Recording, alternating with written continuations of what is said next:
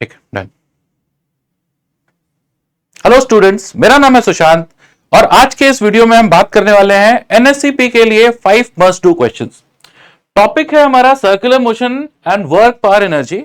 इस टॉपिक पर हम 5 ऐसे क्वेश्चंस देखने वाले हैं जो आपको एग्जाम से पहले करने ही चाहिए। तो बिना समय गवाए जल्दी से शुरू कर लेते हैं। सबसे पहले तो कुछ बेसिक बातें हैं इस चैप्टर के बारे में जो मैं आपको बताना चाहता हूं, जो हम लोग यूज करने वाले हैं ये क्वेश्चंस करते वक्त। तो सबसे पहली चीज जो आपको मालूम होनी चाहिए वो ये है कि work done bye all the forces, सारे फोर्सेस का वर्क होता है चेंज इन काइनेटिक एनर्जी के इक्वल, डेल्टा के ई। ऐसा हम लोगों ने पढ़ा था वर्क एनर्जी थ्योरम में। ठीक है, दूसरी चीज ये कि small work done by conservative force is equal to negative of change in potential energy होता है। और तीसरी बात जो आपको मालूम होनी चाहिए इस चैप्टर के अंदर वो है if work done by non conservative forces is equal to zero, in that case mechanical energy remains conserve. Mechanical energy conserve रहती है, इसका मतलब delta K E plus delta U zero हो जाता है। इनिशियल काइनेटिक और पोटेंशियल एनर्जी का sum final kinetic energy और पोटेंशियल एनर्जी के सम के इक्वल हो जाता है। ये कुछ बेसिक बातें हैं जो इस चैप्टर में हमको मालूम होनी चाहिए। अब इन बेसिक बातों को ही अप्लाई करके हम आगे कुछ क्वेश्चंस देखने वाले हैं। सबसे पहला क्वेश्चन अगर आप ये देखो तो ये बेसिकली अमेरिकन ओलंपियाड से इंस्पायर्ड क्वेश्चन है।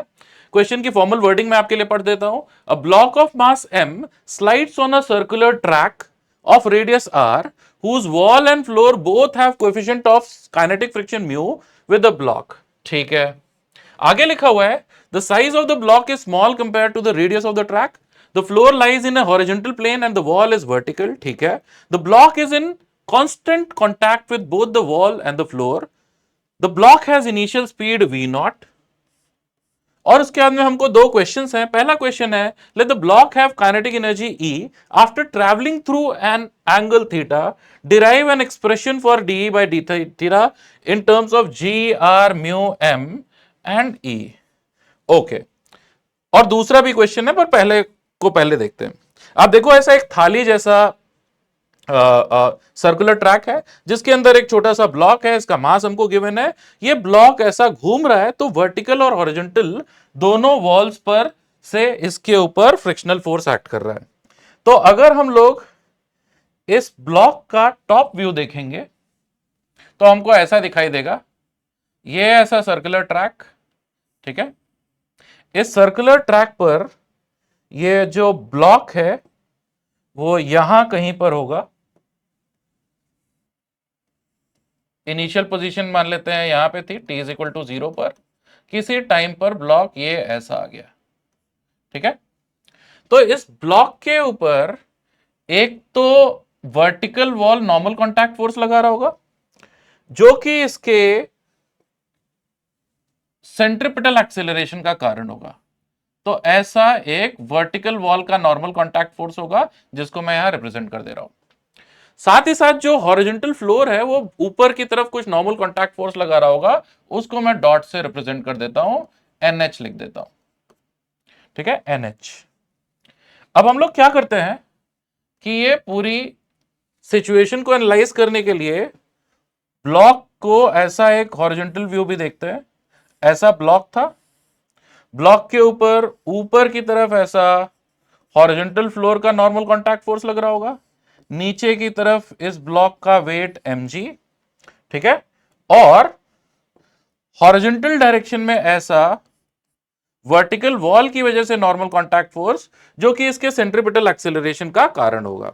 ठीक है, अब आप देखो इसके अलावा इसके ऊपर जिस जिस डायरेक्शन में वेलोसिटी है, ऊपर वाले डायग्राम में मैं आपको दिखा देता हूं, ये ऐसा टेंजेंशियल डायरेक्शन में वेलोसिटी है, इस वेलोसिटी को अपोज करने वाला फ्रिक्शनल फोर्स भी होगा।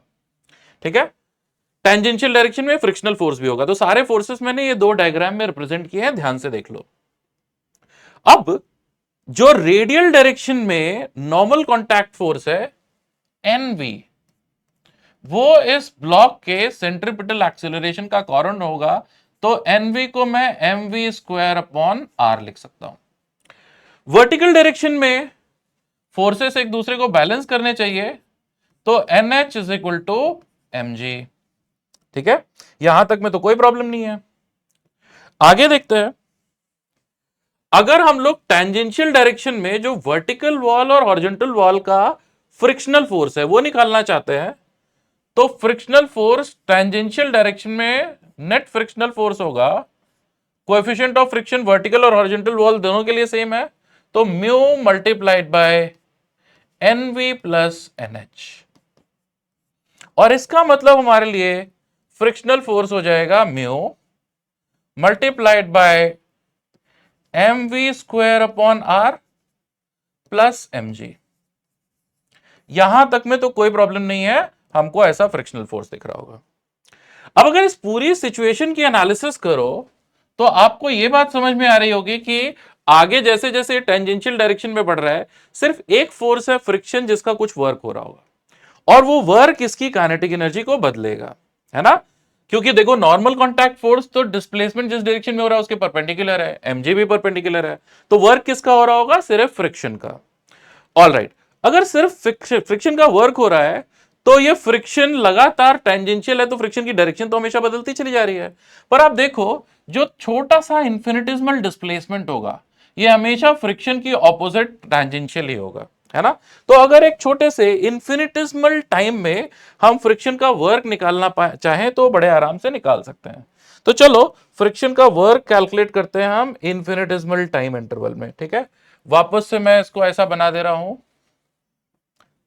ये हमारा शुरू की सिचुएशन थी t इज इक्वल टू 0 पे। एट एनी टाइम t, जब ये थीटा एंगल घूम चुका है, यहां से थोड़ा सा इन्फिनिटिसिमल एंगुलर डिस्प्लेसमेंट डी थीटा जब होगा, तो उस दौरान जो ये ऐसा लीनियर डिस्प्लेसमेंट है टेंजेंशियल आर डी थीटा जैसा हम बोल सकते हैं, है ना। और फ्रिक्शन ऑपोजिट डायरेक्शन में होगा, तो इसलिए work done by friction, okay, work done by friction dw, इसको मैं बोल सकता हूं फ्रिक्शन का मैग्नीट्यूड मल्टीप्लाइड बाय डिस्प्लेसमेंट का मैग्नीट्यूड मल्टीप्लाइड बाय फ्रिक्शन और डिस्प्लेसमेंट में जो भी एंगल है उसका कोसाइन, मतलब cos पाई 180 डिग्री का एंगल है, तो ये आ जाएगा -f/r डी थीटा। और f की वैल्यू हम लोगों ने क्या लिखी थी, पीछे देखो, f की वैल्यू थी mu mv² upon r plus mg, तो ये हो जाएगा minus mu mv² upon r plus mg multiplied by r D theta. और जो भी वर्क हुआ, वर्क एनर्जी थ्योरम से यही चेंज इन काइनेटिक एनर्जी होनी चाहिए, तो इसको पूरे को हम लिख सकते हैं डीई के इक्वल, और यहां से डीई बाय डी थीटा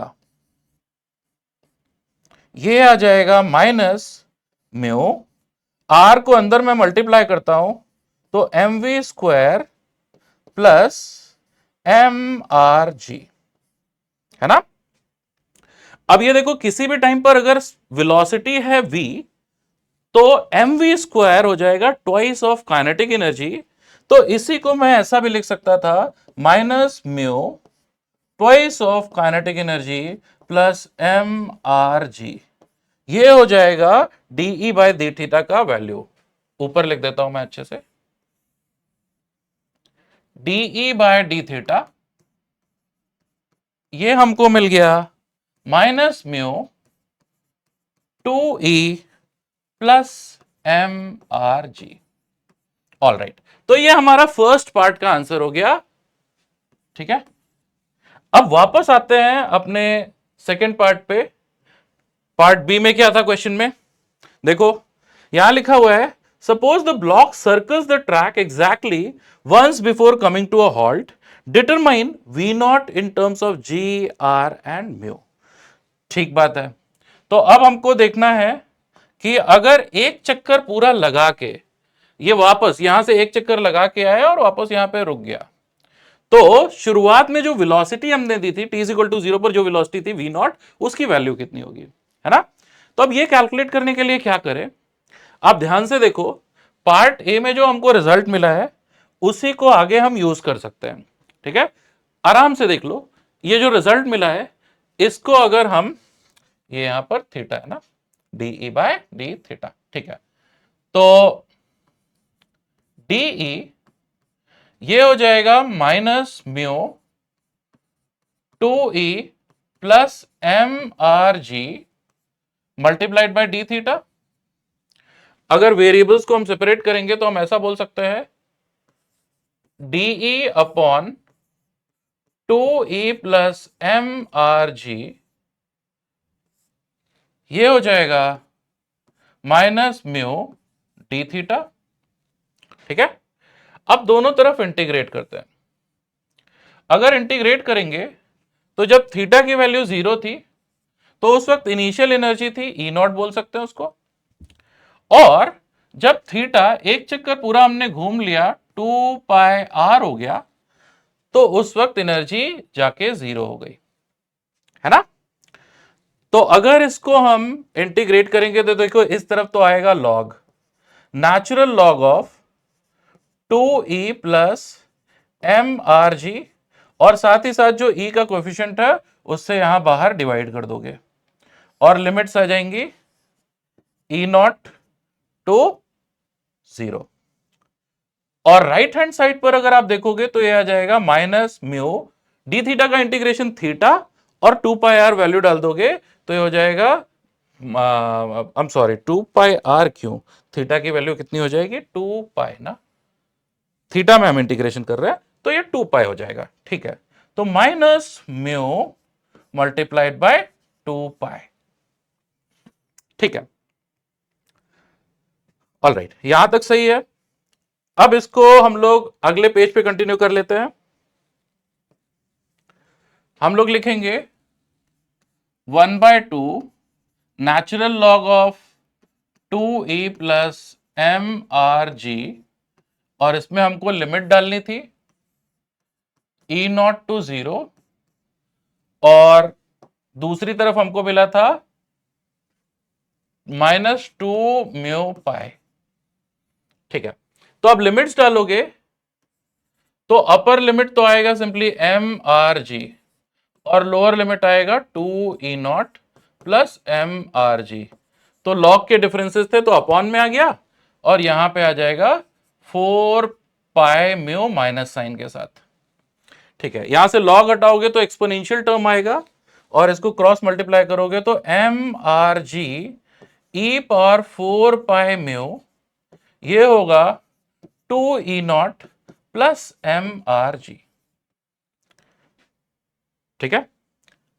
और यहां से ई नॉट की वैल्यू मिल जाएगी एम आर जी बाय 2 ई पावर 4 पाई म्यू माइनस 1। ये हो गई हमारी शुरुआत की काइनेटिक एनर्जी। और अगर शुरुआत में वेलोसिटी थी v, तो ये हो जाएगा half m v, v naught given थी वेलोसिटी, तो half m v naught square, ठीक है। और यहां से हमको वी नॉट की वैल्यू मिल जाएगी under root of r g e power 4 pi mu minus 1। तो ये हो गया हमारा पार्ट बी का आंसर। ये क्वेश्चन अमेरिकन ओलंपियाड से इंस्पायर्ड था। आई होप आपको ये सॉल्यूशन समझ में आया होगा, डिटेल में पूरी एनालिसिस समझ में आई होगी। अब नेक्स्ट क्वेश्चन पे चलते हैं। जो क्वेश्चन नंबर 2 है वो ये है आपके सामने। ये बड़ा इंटरेस्टिंग क्वेश्चन है।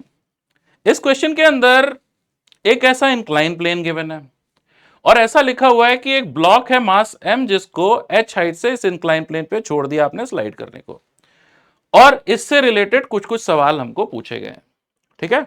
तो उन सवालों पे चलें, उससे पहले पहले अगर मैं आपको पूछूं ये इंक्लाइन प्लेन का एंगल ऑफ इंक्लिनेशन थीटा है, तो बताओ ये ब्लॉक को नीचे आने में टाइम कितना लगेगा।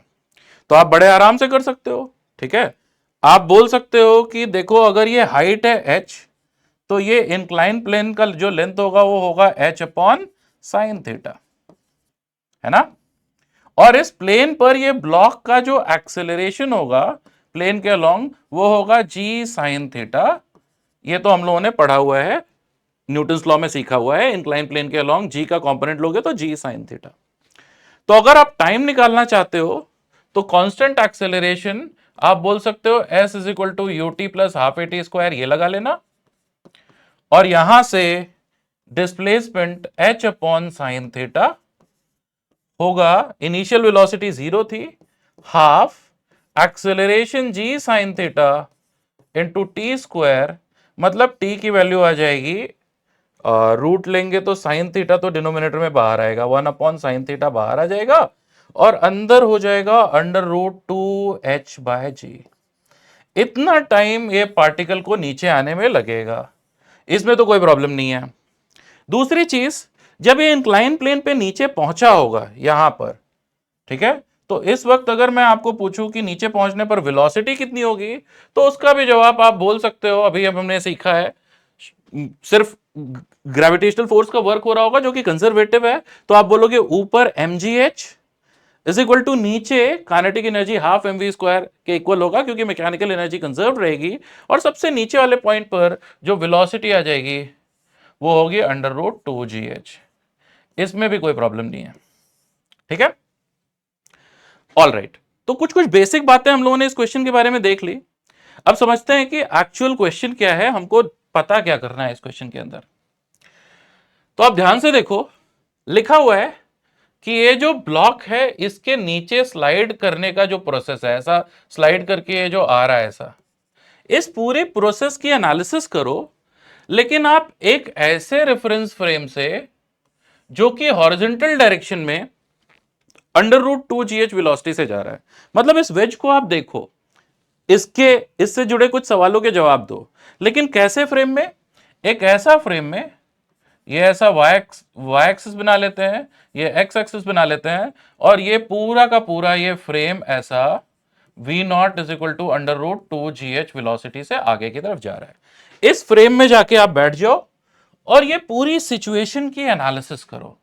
यहां इस फ्रेम में आप बैठ करके और फिर ये पूरी सिचुएशन की एनालिसिस कर रहे हो, और ऐसा करके आपको बताना है what is the initial mechanical energy of the block, शुरुआत में ब्लॉक का मैकेनिकल एनर्जी कितनी है, what is the final mechanical energy of the block, और what is the work done by gravity on the block. ठीक है, आखिर में लिखा हुआ है, is this consistent with work energy theorem, did some mechanical energy disappear, give a detailed quantitative analysis of the situation. मतलब अब इनिशियल मैकेनिकल एनर्जी कैलकुलेट करो, फाइनल मैकेनिकल एनर्जी कैलकुलेट करो, mg का वर्क कैलकुलेट करो, और बताओ कि सारा डेटा जो है वो देख करके आपको वर्क एनर्जी थ्योरम के हिसाब से कंसिस्टेंट लग रहा है कि नहीं। ग्राउंड फ्रेम में तो ये आसान है। तो चलो करते हैं इसकी एनालिसिस।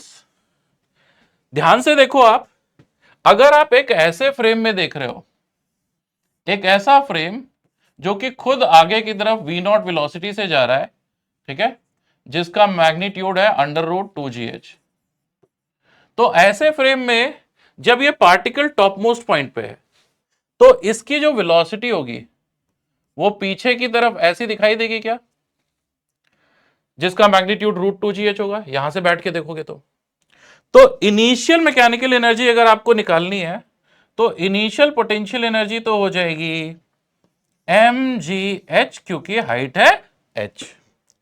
और इनिशियल काइनेटिक एनर्जी अगर लिखना है तो ग्राउंड फ्रेम में काइनेटिक एनर्जी 0 थी, लेकिन इस फ्रेम में ये ऐसा मूव करता दिख रहा है, तो initial kinetic energy half m v not का स्क्वायर, और v नॉट की ये वैल्यू पुट करोगे तो ये हो जाएगा mgh, है ना। अच्छा, अब अगर मैंने आपको बोला कि फाइनल मैकेनिकल एनर्जी ब्लॉक की निकालो, मतलब जब ये नीचे ऐसा इधर आ गया, जब ये नीचे यहां पर आ चुका होगा, तो ये अभी हम लोगों ने कैलकुलेट किया था, ये वेलोसिटी कितनी गेन कर लेगा, अंडर रूट 2gh, है ना। तो इस फ्रेम में ये कौन से फ्रेम में वेलोसिटी गेन कर लिया था, ग्राउंड फ्रेम में, ठीक है। तो ये वाला फ्रेम जो हमारा मूविंग फ्रेम है, इसमें इसकी वेलोसिटी यहां पर कितनी हो जाएगी, यहां पर रिलेटिव वेलोसिटी इस फ्रेम में हमको कितनी मिल जाएगी, 0। तो क्या हम फाइनल काइनेटिक एनर्जी, ये इनिशियल काइनेटिक एनर्जी थी, ठीक है, इनिशियल काइनेटिक एनर्जी। ओके, क्या हम फाइनल काइनेटिक एनर्जी 0 बोल सकते हैं इस फ्रेम में? और फाइनल पोटेंशियल एनर्जी अगर हम लोग देखें तो वो भी 0 हो जाएगी। और इसका मतलब कि शुरुआत में कुछ मैकेनिकल एनर्जी थी 2mgh और बाद में गायब हो गई, ऐसा लग रहा है हमको। अब अगर वर्क डन बाय ग्रेविटी अगर देखेंगे तो देखो इस पॉइंट से यहां नीचे तक आया तो ग्रेविटी का वर्क सिंपली mgh होगा। कैसे? इसके ऊपर जो वेट लगेगा वो वर्टिकली डाउनवर्ड डायरेक्शन में, ये हुआ mg, इसका ऐसा इंक्लाइन प्लेन पे डिस्प्लेसमेंट हुआ h अपॉन साइन थीटा, और फोर्स और डिस्प्लेसमेंट के बीच में ये वाला एंगल था π/2 माइनस थीटा। तो mg into H upon sine theta into cos π/2 minus theta, mg into H upon sine theta into cos π/2 minus theta, ये तो इफेक्टिवली आ गया mgh। अब देखो वर्क डन बाय mg हुआ mgh, और चेंज इन काइनेटिक एनर्जी अगर आप देखोगे तो 0 माइनस mgh मतलब माइनस mgh आई, है ना। वर्क डन बाय mg, ये हमने कैलकुलेट किया mgh, और चेंज इन काइनेटिक एनर्जी ये आया माइनस mgh। तो जो वर्क एनर्जी थ्योरम है जो हमने शुरू में डिस्कस किया था वो तो यहां पे गड़बड़ होता हुआ सा लग रहा है, यहां पे कुछ प्रॉब्लम हो गई है, ऐसे तो काम नहीं चलेगा, है ना। तो प्रॉब्लम क्या हुई है वो देखते हैं। इस फ्रेम में अगर हम देखेंगे तो एक और फोर्स था नॉर्मल कॉन्टैक्ट फोर्स, नॉर्मली जिसका वर्क 0 होता है, ठीक है, लेकिन इस फ्रेम में वो नॉर्मल कॉन्टैक्ट फोर्स का भी वर्क हो रहा होगा, ठीक है। तो हमको वर्क लेना पड़ेगा नॉर्मल कॉन्टैक्ट फोर्स का भी। तो अब आप ध्यान से देखो, वापस से ये इंक्लाइन प्लेन, इस इंक्लाइन प्लेन में पहले टॉप मोस्ट पॉइंट ए से हम लोग जब ये ऐसा इंक्लाइन प्लेन पर ही यहां पर है सबसे नीचे पॉइंट बी, यहां तक पहले नॉर्मल कॉन्टैक्ट फोर्स का वर्क कैलकुलेट करते हैं। और फिर हम लोग कैलकुलेट करना चाहेंगे कि पॉइंट बी से जब ये ऐसा हॉरिजॉन्टल हो गया, पॉइंट सी पे आ गया, बी से सी तक, ये थोड़ा सा जो कर्वेचर होगा ना ऐसा बी से सी तक, तो वहां पे नॉर्मल कॉन्टैक्ट फोर्स का वर्क क्या होगा। और फिर कहीं जाकर के हमारा वर्क एनर्जी थ्योरम जो था वो थोड़ा कंसिस्टेंट बैठेगा नॉर्मल कॉन्टैक्ट फोर्स और वेट का वर्क कैलकुलेट करने के बाद में, ठीक है। तो देखते हैं नॉर्मल कॉन्टैक्ट फोर्स का वर्क पहले ए से बी तक कैलकुलेट करते हैं। आप देखो ये ब्लॉक जो है, ये ब्लॉक का इस फ्रेम में हमेशा एक इंक्लाइन प्लेन के अलोंग वेलोसिटी होगा v पैरेलल, जो कि ऑब्वियसली इस डायरेक्शन में एक्सेलरेशन है तो ये बढ़ता रहेगा, चेंज होता रहेगा। साथ के साथ हम ऐसे फ्रेम में पूरी एनालिसिस कर रहे थे जो कि ग्राउंड के रिस्पेक्ट में खुद उसकी एक कांस्टेंट वेलोसिटी आगे की तरफ v0, तो एक वेलोसिटी इसकी पीछे की तरफ भी होगी माइनस v0 वेक्टर, है ना। और ये ऐसा इधर की तरफ नॉर्मल कॉन्टैक्ट फोर्स होगा। अब देखो ये भी इनर्शियल फ्रेम ही है, नीचे की तरफ mg लग रहा होगा तो उसका एक कंपोनेंट ऐसा mg cos थीटा, ये नॉर्मल कॉन्टैक्ट फोर्स को बैलेंस कर रहा होगा, ठीक है। तो क्या हम ऐसा भी बोल सकते हैं कि इस फ्रेम में n का वैल्यू होगा mg cos थीटा, और A से B तक जो नॉर्मल कॉन्टैक्ट फोर्स का वर्क होगा वो निकालने के लिए मैं ऐसा इन्फिनिटिज्मल वर्क जो होगा dWn, वो मैं लिख सकता हूं normal contact force multiplied by छोटा सा डिस्प्लेसमेंट। छोटा सा डिस्प्लेसमेंट क्या होगा, ये जो वेलोसिटी वेक्टर्स हैं v0 plus v parallel vector जो कि टाइम के साथ साथ चेंज हो रहा होगा, ठीक है, इन दोनों का डॉट प्रोडक्ट लेता हूं, ये ऐसा dt से मल्टीप्लाई करके, देखो ये वेलोसिटी वेक्टर dt, ये इन्फिनिटिजिमल डिस्प्लेसमेंट वेक्टर हुआ n डॉट ds, ठीक है। अब ये वेक्टर वेरिएबल है तो इसलिए हमको ऐसे इन्फिनिटिजिमल वर्क्स निकाल के और उनको ऐड करना पड़ेगा। तो overall work done by normal contact force अगर हमको निकालना है A से B तक आने पे, तो हम इस तरफ इंटीग्रेशन परफॉर्म करेंगे, n dot minus v0 plus v parallel dt। ठीक है, यहां तक तो ठीक है। अब अंदर अगर हम डॉट प्रोडक्ट करेंगे तो आप देखो हमेशा एन वेक्टर के ये जो वी पैरेलल वेक्टर है वो हमेशा परपेंडिकुलर रहेगा। नॉर्मल कांटेक्ट फोर्स के हमेशा परपेंडिकुलर होगा इंक्लाइन प्लेन के अलोंग वाला वेलोसिटी, जो कि हमेशा मैग्नीट्यूड में चेंज होता चला जा रहा है। तो एन डॉट वी पैरेलल तो होगा 0। ठीक है, तो हम लोग सीधे ऐसा बोल सकते हैं कि work done by normal contact force A से बी तक ये होगा integration of N dot minus V, minus को मैं बाहर निकाल लेता हूं, माइनस वी नॉट, माइनस मैंने बाहर निकाल लिया, और फिर dt। अब देखो ये नॉर्मल वेक्टर कांस्टेंट है और ये वी नॉट वेक्टर भी कांस्टेंट है, इनके बीच में एंगल भी नहीं चेंज हो रहा, तो ये दोनों तो सीधे सीधे बाहर आ जाएंगे।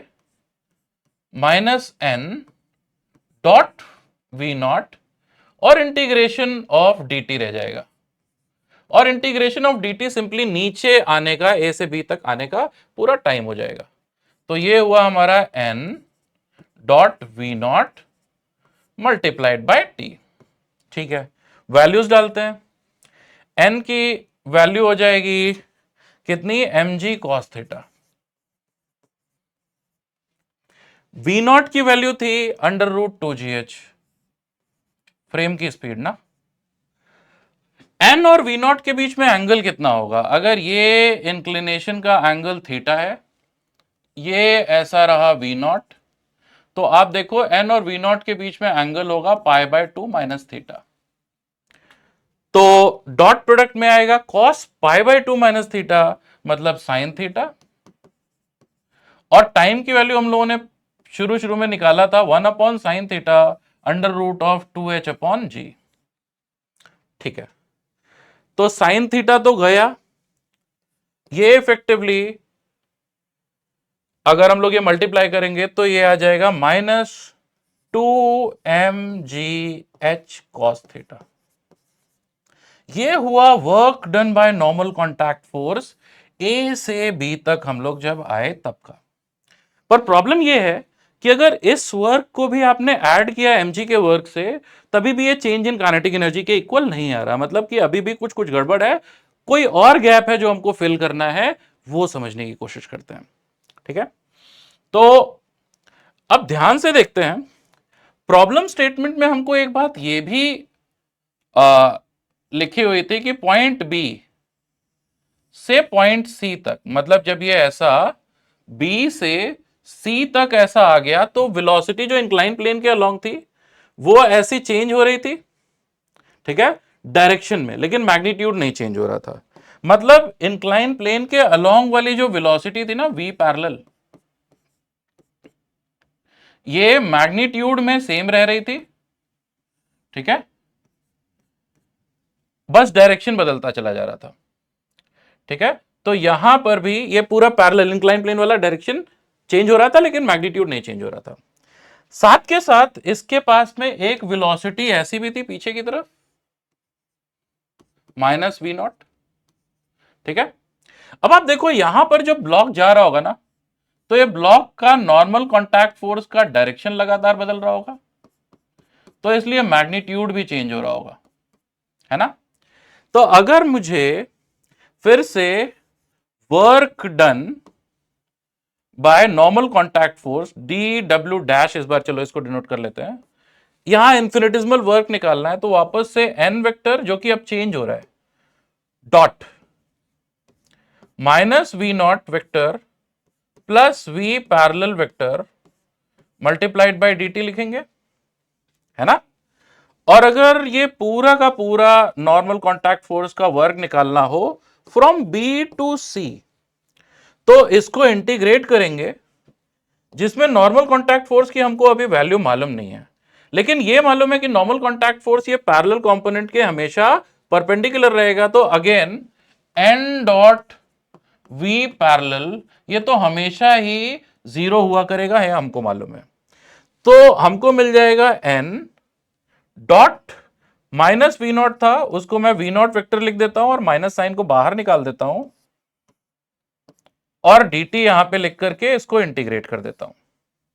ठीक है, अब आप ध्यान से देखो, ये जो dt है, जो छोटा सा टाइम इंटरवल ऐसा b से c तक घूमने में लगा होगा, जिसमें स्पीड तो कांस्टेंट थी ग्राउंड फ्रेम में, लेकिन डायरेक्शन बदल गई। इसमें ये dt अंदर v0 के साथ भी मैं मल्टीप्लाई कर सकता हूं और n के साथ भी मल्टीप्लाई कर सकता हूं, और ये v0 वेक्टर तो कांस्टेंट है, तो इसको इंटीग्रेशन साइन के बाहर लिख सकता हूं। तो मैं ऐसा भी तो लिख सकता हूं, minus of integration n dt, ठीक है, ये पूरा ब्रैकेट के अंदर और बाहर डॉट v0। अब देखो इंटीग्रेशन n dt, आप देखो ये नॉर्मल कॉन्टैक्ट फोर्स जो बहुत कम टाइम के लिए यहां पे लगा है, चेंजिंग नॉर्मल कॉन्टैक्ट फोर्स, तो एक तरीके से इंपल्सिव फोर्स है। ये इंपल्सिव फोर्स का dt के साथ इंटीग्रेशन, ये तो है इंपल्स, ठीक है, तो ये इंटीग्रेशन n dt, ये बेसिकली है इंपल्स, जिसको आप चेंज इन मोमेंटम भी बोल सकते हो, है ना।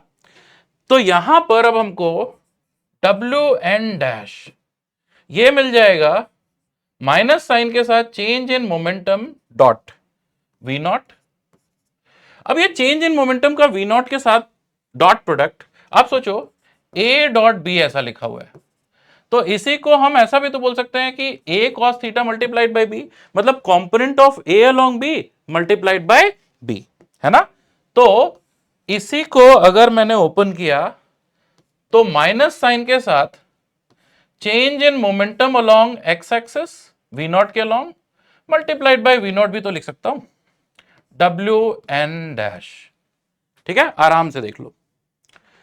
अब देखो, जब यहां पॉइंट C पे आ गए तो x डायरेक्शन में वेलोसिटी हो गई थी इधर की तरफ ग्राउंड फ्रेम में √2gh, और फ्रेम की भी वेलोसिटी थी √2gh, तो पॉइंट C पे इस फ्रेम में वेलोसिटी हॉरिजॉन्टल डायरेक्शन में हो गई 0।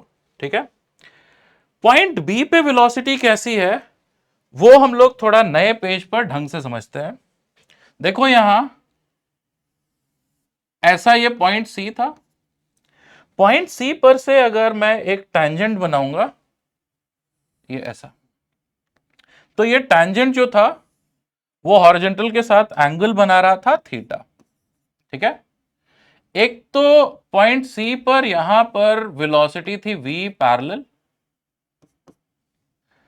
जिसका एक कंपोनेंट आ जाएगा ये हॉरिजॉन्टल डायरेक्शन में v पैरेलल cos थीटा, और साथ ही साथ पीछे की तरफ थी वेलोसिटी v0।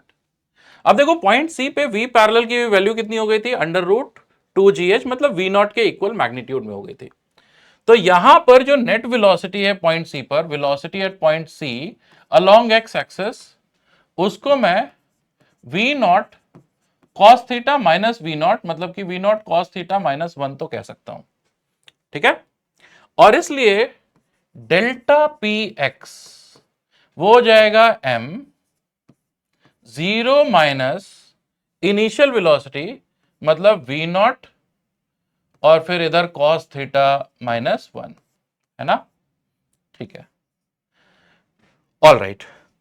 तो हमको यहां पे जो ये नॉर्मल कॉन्टैक्ट फोर्स मिल रहा था WN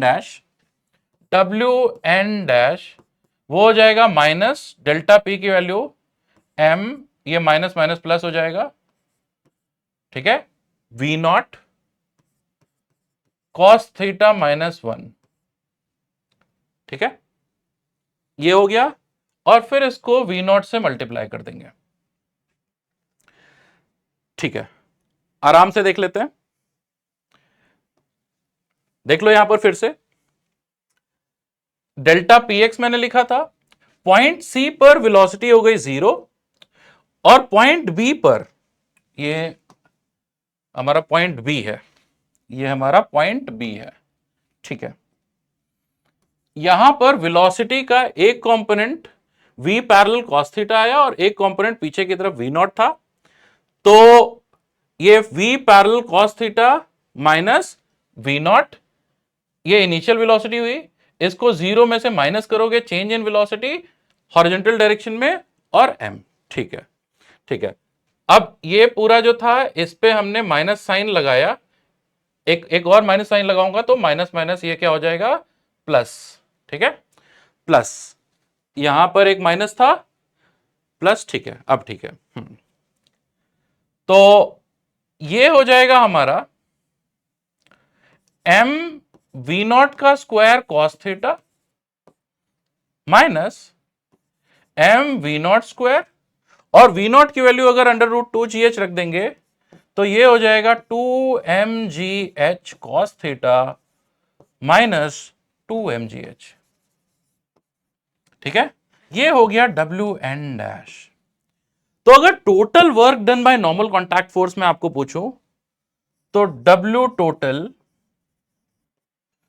हो जाएगा W N plus W N dash, जो कि हो जाएगा 2mgh cos theta minus 2mgh, और याद करो डब्ल्यू एन आया था माइनस 2mgh, तो ये आ जाएगा माइनस 2mgh। ये टोटल वर्क हुआ नॉर्मल कॉन्टैक्ट फोर्स का। मतलब work done by normal contact force कितना, माइनस 2mgh, है ना, माइनस 2mgh। ये work done by normal contact force की टोटल वैल्यू हो गई minus 2mgh। Work done by gravitational force weight, ये कितना हो गया था, mgh। तो टोटल वर्क कितना हुआ, इन दोनों का सम देखोगे तो माइनस mgh आएगा, जो कि चेंज इन काइनेटिक एनर्जी के इक्वल आ गया। अब सारा कुछ हमारा सारा हिसाब किताब बैठ गया। मतलब इस क्वेश्चन के अंदर शुरू शुरू में हमको जो सवाल पूछे गए थे, एक बार फिर से रिव्यू कर लेते हैं। हमको बोला कि what is the initial mechanical energy of the block, what is the final mechanical energy of the block, what is the work done by gravity on the block, और इन तीनों को निकाल के इस फ्रेम में बताओ कि क्या ये वर्क एनर्जी थ्योरम वैलिड है। तो ये तीनों से बात नहीं बन रही थी, इस फ्रेम में नॉर्मल कॉन्टैक्ट फोर्स का भी वर्क हो रहा था। अगर नॉर्मल कॉन्टैक्ट फोर्स का वर्क हम देखें तो हमको समझ में आएगा कि एक्चुअली इस फ्रेम में भी वर्क एनर्जी थ्योरम बिल्कुल परफेक्टली काम कर रहा है। तो आई होप ये क्वेश्चन भी आपको बिल्कुल ढंग से समझ में आ गया होगा। चलते हैं अगले क्वेश्चन की तरफ। अगला प्रॉब्लम जो हम डिस्कस करने वाले हैं वो है आपके सामने। ठीक है, ये बड़ा इंटरेस्टिंग क्वेश्चन है, बड़ा ही सिंपल सा क्वेश्चन है लेकिन बहुत इंटरेस्टिंग क्वेश्चन है। क्वेश्चन में लिखा हुआ है a soldier has to cross 80 metre wide river on a ropeway grabbing on a pulley. The length of the rope is 100 metre, its ends are fixed at the same height on both banks of the river and the rope is tight as shown. The soldier starts from a platform under one of the fixed point with zero initial velocity. Find the highest speed of the soldier during the crossing. मान लेते हैं कि ये एक point था ए और ये दूसरा पॉइंट था बी, नदी के दोनों किनारों पे। ऐसा लिखा हुआ था कि इन दोनों के बीच का डिस्टेंस था 80 मीटर, 80 मीटर सेपरेशन था। अब एक सिपाही था, वो क्या कर रहा था कि ये रस्सी एक लगा रखी थी उसने, और इस रस्सी पे पुली की हेल्प पर से ये ऐसा स्लाइड कर रहा था, और ए से बी जाने का उसका प्लान था। ये रस्सी का लेंथ पूरा कांस्टेंट था, मतलब ये पूरा यहां से अगर ये L1 है, ये L2 है, तो L1 प्लस L2 ये हमको गिवन था 100, और हमको बोला कि इसके पाथ में मैक्सिमम इसकी वेलोसिटी कितनी होगी ये बताओ। ठीक है, अब ये मैक्सिमम वेलोसिटी निकालने के लिए आप ध्यान से देखो कि अगर ये स्ट्रिंग हमेशा टाइट रहता है तो ये कुछ इस तरीके से जा रहा होगा। ठीक है, अब आप क्या ये समझ पा रहे हो कि ये रस्सी का लेंथ हमेशा कांस्टेंट है, तो इस सोल्जर का जो डिस्टेंस पॉइंट ए और पॉइंट बी से है, L1 और L2, किसी भी टाइम पर ये L1 चेंज हो रहा होगा, L2 चेंज हो रहा होगा, लेकिन उनका सम रस्सी के लेंथ मतलब 100 के इक्वल होगा।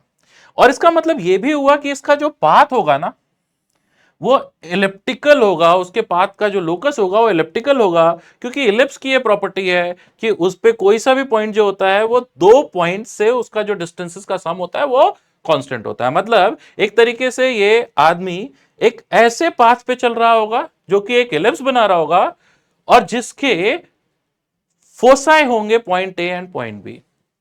अगर ये बात पता चल गई तो चलो फटाफट एक इलिप्स बना लेते हैं और यहां से हमारी सिचुएशन बहुत आसान हो जाएगी। ये ऐसा हमने बना लिया है एक इलिप्स, ठीक है, और इस इलिप्स की मेजर एक्सिस बना लेते हैं। ये हो गई मेजर एक्सिस। बना ही रहे तो इस इलिप्स की एक माइनर एक्सिस भी बना लेते हैं, ठीक है। और यहां पे कहीं पे पॉइंट ए और पॉइंट बी होंगे, ठीक है। और शुरू शुरू में ये थी उसकी इनिशियल पोजीशन, ठीक है। अब अपने पाथ में क्या आप ये देख पा रहे हो कि जब ये सबसे नीचे पहुंच चुका होगा सिपाही, तो वो पॉइंट होगा ये वाला। जब ये सबसे नीचे पहुंच गया होगा उस वक्त पोटेंशियल एनर्जी सबसे ज्यादा डिक्रीज हुई होगी, तो इसकी वेलोसिटी सबसे ज्यादा हुई होगी, मतलब यहां पर उसकी मैक्सिमम वेलोसिटी रही होगी। ये हमको पता करना है। फर्दर ये जो दो लेंथ्स होती हैं इलिप्स में, L1 और L2, L1 और L2, इनका सम तो होता है मेजर एक्सिस का लेंथ के इक्वल। तो क्वेश्चन में हमको गिवन था L1 प्लस L2, यहां लिख देता हूं मैं, L1 प्लस L2 जो कि होगा 2a, इसकी वैल्यू थी 100 मीटर लंबा रस्सी था, ठीक है। ए और बी के बीच में, फोसाई के बीच का डिस्टेंस होता है 2ae, जहां पे e क्या होती है, सेंट्रिसिटी, ठीक है। अब ये 2ae का वैल्यू था 80, है ना, ये हो गया 80 मीटर्स, ठीक है। तो यहां से कुछ कैलकुलेशंस कर लेते हैं। हमको e की वैल्यू मिलेगी 80/100, मतलब 4/5। और अगर हम b का वैल्यू अगर हम लोग निकालेंगे तो हम बोल सकते हैं 1-b² अपॉन a², वो होगा e², मतलब 4² अपॉन 5²। तो b/a हो जाएगा 3/5, और इसका मतलब b की वैल्यू हो जाएगी 30 मीटर, ठीक है। फर्दर ये फोकस से जो मेजर एक्सिस के परपेंडिकुलर लाइन होती है उसको बोलते हैं लैटिस रेक्टम। और ये शुरुआत का जो डेप्थ था, ये वाला सेमी लैटिस रेक्टम, मतलब कि b²/a होता है। तो अगर हम लोग देखें तो शुरू शुरू में अगर ये डेप्थ h1 है, तो h1 तो हो जाएगा b²/a, मतलब 30 × 30 अपॉन 50, ये कितना हो जाएगा 18 मीटर्स ना, 18 मीटर्स। और जब मैक्सिमम वेलोसिटी आएगी उस वक्त जो इसका डेप्थ होगा, ये वाला, ये डेप्थ h2 तो b के इक्वल है, हमको दिखाई दे रहा है, ठीक है, माइनर एक्सिस का हाफ लेंथ। तो h2 हो जाएगा 30 मीटर्स। बस हो गया हमारा प्रॉब्लम।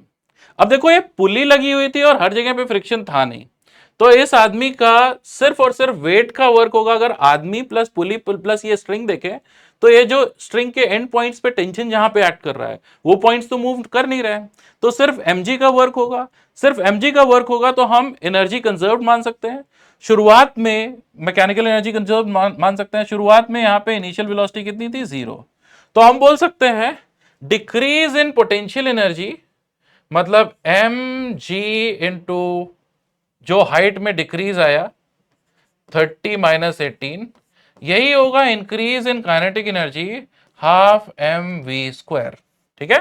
तो m और m चला गया, यहां से 12 इंटू 2 इंटू जी की वैल्यू अगर हम लोग 10 ले ले, तो यहां से हमको v का वैल्यू मिल जाएगा जो कि होगा √240 मीटर्स पर सेकेंड, ठीक है। ये मैक्सिमम वैल्यू होगी वेलोसिटी की। इसको और भी आप कई मेथड से कर सकते थे, लेकिन ये मेथड में सबसे आसानी से आप विजुलाइज कर पा रहे हो कि ये वेलोसिटी मैक्सिमम कहां होगी, और बड़े आराम से आंसर आ गया।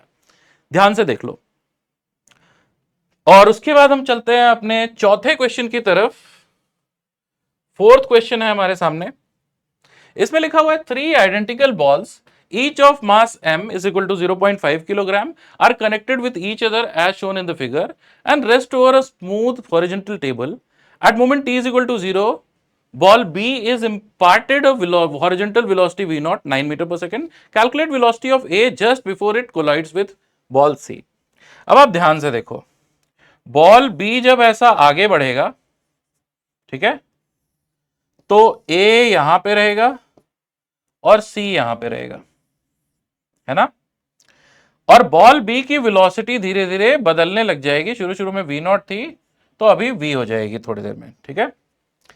ए और सी की जो वेलोसिटीज हैं वो एकदम एक जैसी होंगी, बस मिरर इमेज होंगी, मैग्नीट्यूड में सेम होगी पर डायरेक्शन उल्टी होगी, मिरर इमेज सी, ठीक है। तो ए के पास एक वाई डायरेक्शन में वेलोसिटी वी वाई मान लेते हैं, सी के पास भी एक वाई डायरेक्शन में वेलोसिटी वी वाई हो जाएगी और ये दोनों एक दूसरे को ऐसा अप्रोच कर रहे होंगे। ये तो सही है। अच्छा, यहां पे ये एंगल को हम मान लेते हैं थीटा। तो देखो इस सिस्टम पर बाहर से कोई वर्क नहीं हो रहा है, तो ये ओवरऑल तो देखो एनर्जी इसकी कंजर्व रहनी चाहिए, ठीक है। दूसरी चीज कि जब ये ए और सी एकदम ऑलमोस्ट टकराने वाले होंगे, जब ए और सी ऑलमोस्ट टकराने वाले होंगे तो बी ऐसा होगा, यहां पर ये हो जाएगा ए और ये हो जाएगा सी। तो क्या आपको ऐसा लगता है कि बी की जो भी वेलोसिटी होगी वाई डायरेक्शन में ए की भी वेलोसिटी वही होगी और सी की भी वही वेलोसिटी होगी, है ना। और एक्स डायरेक्शन में ऑब्वियसली इन दोनों की वेलोसिटीज होंगे कुछ, उसको तो चलो देख लेंगे। तो पहली बात, अगर मैं वाई डायरेक्शन में मोमेंटम कंजर्व करूं तो मैं बोलूंगा इनिशियल मोमेंटम था एम वी नॉट, तीनों बॉल्स का मासेस एक जैसे थे, और फाइनली वाई डायरेक्शन में तीनों की वेलोसिटीज वी वी वी, तो 3 टाइम्स एम वी टकराने के ठीक पहले, ठीक है। इसका मतलब v जो कि y डायरेक्शन की वेलोसिटी है कोलिशन के जस्ट पहले, वो तो हो गई v नॉट बाय 3। ये ठीक है। दूसरी बात कि इस पूरी प्रोसेस में एनर्जी भी कंजर्व रहेगी, काइनेटिक एनर्जी, है ना। अगर काइनेटिक एनर्जी कंजर्व रहेगी तो ठीक है, हम लोग ऐसा भी बोल सकते हैं कि शुरुआत में v नॉट वेलोसिटी थी बॉल की, तो हाफ एम वी नॉट का स्क्वायर काइनेटिक एनर्जी थी। बाद में जब ये टकराने वाले थे तो दो बॉल्स मतलब कि ए और सी, उन दोनों के पास एक्स डायरेक्शन में वी एक्स वेलोसिटी थी, तो twice of half m v x का स्क्वायर, और तीनों के पास वाई डायरेक्शन में v वेलोसिटी थी, तो 3 times half m v square, ऐसा लिख सकते हैं। अब देखो हाफ एम तो हर दोनों तरफ से कैंसिल हो गया, वी नॉट का square is equal to 2vx का स्क्वायर प्लस 3 टाइम्स v की वैल्यू वी नॉट बाई 3 थी, तो वी नॉट का स्क्वायर बाय 9, ठीक है। यहां से 2vx का स्क्वायर आ जाएगा ये 1/3, तो 2/3 वी नॉट का स्क्वायर, या फिर vx हो जाएगा वी नॉट अपॉन √3।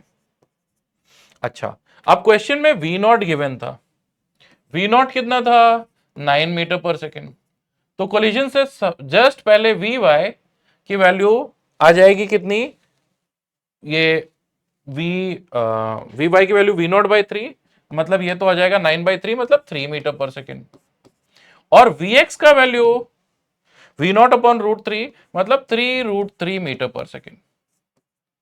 तो नेट वेलोसिटी अगर ए की निकालनी है तो इन दोनों के स्क्वायर का सम जो कि हो जाएगा 3√3 का स्क्वायर, मतलब 3 + 1 ना, तो ये हो जाएगा 6 मीटर पर सेकेंड।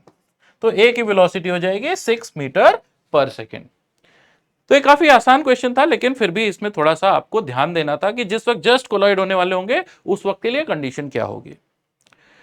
और अब देखते हैं आखिरी क्वेश्चन हमारे इस सीरीज का, ठीक है। अब इस क्वेश्चन में देखो क्या लिखा हुआ है, a sphere of mass m falls on a smooth hemisphere of mass capital M resting with its plane face on smooth horizontal table so that the moment of impact line joining the centers makes an angle theta with the vertical। ठीक है, देखो था क्या, यहां ऐसा एक hemisphere था, ये हेमीस्फीयर का मास हमको गिवन था, कितना मास गिवन था, कैपिटल M। इसको एक स्मूथ सरफेस पे रखा, अब वर्टिकल लाइन के साथ में ऐसा थीटा एंगल पर, ये ऐसा थीटा एंगल पर एक छोटा सा स्फीयर ये जाके इससे टकरा गया, ठीक है, कितने, ये u वेलोसिटी से टकरा गया, ठीक है, u वेलोसिटी से टकरा गया, ठीक। अब आपको बताना है कि हेमिस्फीयर की फाइनल वेलोसिटी क्या होगी, ठीक है। तो अब आप देखो, अगर हेमिस्फीयर के लिए हम लोग बात करें तो ये तो ऐसा हॉरिजॉन्टल डायरेक्शन में इसको वेलोसिटी मिल सकती है, मान लेते हैं वो वेलोसिटी कैपिटल एम मिली। तो हेमिस्फीयर के लिए अगर आप देखो तो जो भी इसके ऊपर इंपल्स आएगा, ठीक है, जो भी इंपल्स आएगा वो रेडियल लाइन पे आएगा जे, और उस इंपल्स का अगर ये एंगल ऐसा थीटा है तो उस इंपल्स का हॉरिजॉन्टल डायरेक्शन में जो कंपोनेंट आएगा वो होगा जे साइन थीटा। तो हम लोग ऐसा बोल सकते हैं कि इस हेमिस्फीयर को अगर वेलोसिटी v मिली है तो impulse J sine theta is equal to capital M V हो जाएगा। एक बात, ऑल राइट। दूसरी चीज देखते हैं, अगर हम लोग ये पार्टिकल के लिए देखें तो वापस से देखो, ये वर्टिकल था, ये ऐसी हमारी रेडियल लाइन थी थीटा, ठीक है। ये पार्टिकल के पास u वेलोसिटी थी शुरू में, तो ये थीटा एंगल अगर है तो u का कंपोनेंट आएगा u cos theta radial line पे, और टेंजेंशियल लाइन पे u sin थीटा। अब देखो सरफेस तो फ्रिक्शनलेस थी, तो अगर ये बिफोर कोलिशन है, बिफोर कोलिशन, ठीक है, तो आफ्टर कोलिशन क्या होगा, इसी लाइन पर एक तो ये पार्टिकल को रेडियली आउटवर्ड डायरेक्शन में कुछ वेलोसिटी मिल जाएगी v डैश, और टेंजेंशियल डायरेक्शन की वेलोसिटी u sin थीटा वो तो नहीं बदलेगी, और इसके ऊपर जो इंपल्स लगा होगा वो इंपल्स भी ऐसा रेडियल डायरेक्शन में लगा होगा बाहर की तरफ j। तो ये पार्टिकल के लिए मैं बोल सकता हूं कि impulse j is equal to small m v dash minus minus u cos theta, मतलब प्लस u cos थीटा। ये दूसरी इक्वेशन हो गई, ठीक है। और तीसरी चीज, ये लाइन रेडियल लाइन पर ही अगर हम कोएफिशिएंट ऑफ रेस्टिट्यूशन देखेंगे E, वो हमको गिवन था। तो देखो वेलोसिटी ऑफ अप्रोच कितना था, u cos theta, u cos theta velocity of approach था, इसको E से मल्टीप्लाई करेंगे तो हमको मिलेगा वेलोसिटी ऑफ सेपरेशन। अब आप देखो रेडियल लाइन पर जो हमारा हेमिस्फीयर है, हेमिस्फीयर का वेलोसिटी ऐसा v था, ठीक है। अब अगर रेडियल लाइन पर देखोगे तो इसका कंपोनेंट जो आएगा ये होगा angle pi by 2 minus theta, तो ये v साइन थीटा आ जाएगा ना, v साइन थीटा। तो वेलोसिटी ऑफ सेपरेशन जो हो जाएगा वो v साइन थीटा इधर की तरफ और इधर की तरफ हो जाएगा, ये हमारा इसके लिए v डैश ना।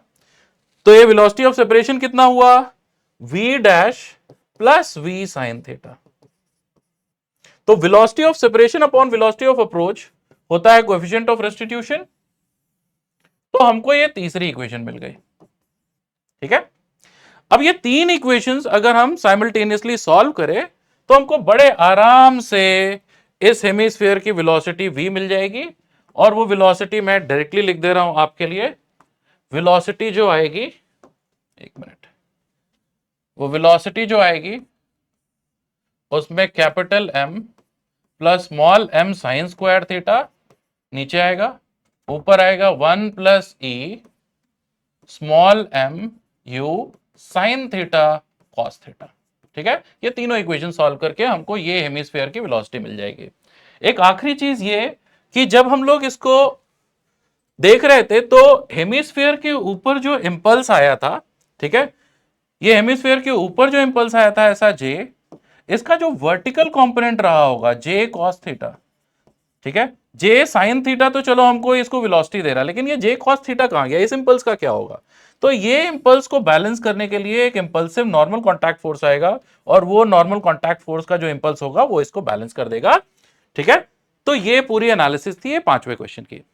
तो आई होप आपको ये पूरी एनालिसिस समझ में आई होगी, आपके लिए ये पूरा का पूरा वीडियो इंसाइटफुल रहा होगा। तो थैंक यू सो मच, ऐसे इसी सीरीज में आगे और वीडियोस आते रहेंगे। Thank you, goodbye and all the best for your exams.